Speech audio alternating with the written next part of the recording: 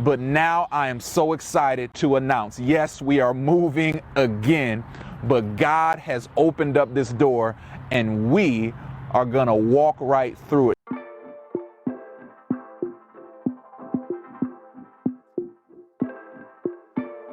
More people coming forward tonight left scrambling after an event venue chain suddenly closes.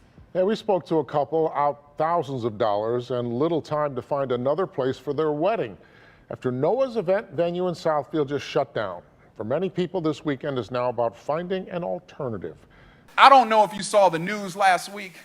It was all over the news. It was this event venue company called Noah's. Did anybody see that? It was on the news, Noah's event venue. They closed 40 locations. A lot of brides were there about to get married. I actually got a report that there was a young lady in her gown in Memphis. She was going to the door to get married and it was locked, so she had to be married in the parking lot.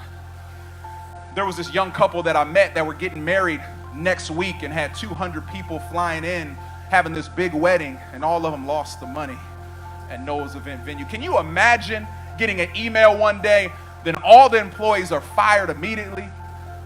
40 locations across the country, nobody could meet there. Wait a minute, my bad, y'all, I made a mistake. That's where our church meets. Years ago, I read a book by R.A. Vernon entitled The Blessing Behind Closed Doors. And the premise of the book is this: when doors close in our lives, they're actually a setup for some of the greatest blessings we will ever receive.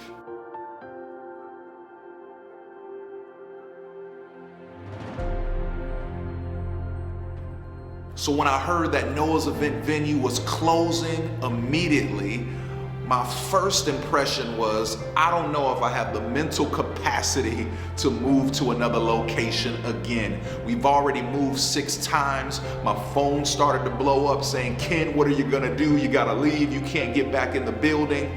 But this is what I was reminded of, that my future is in God's past and nothing surprises God.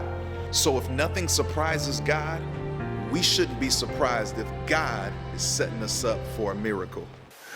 I'm gonna believe by faith, somehow, some way, that this is ours. So I started running around here. I started taking out the trash. I started cleaning up a little bit, because as it turned out, what if by faith God knew before the foundations of the earth? Okay. Y'all not catching it? Because when I read my Bible,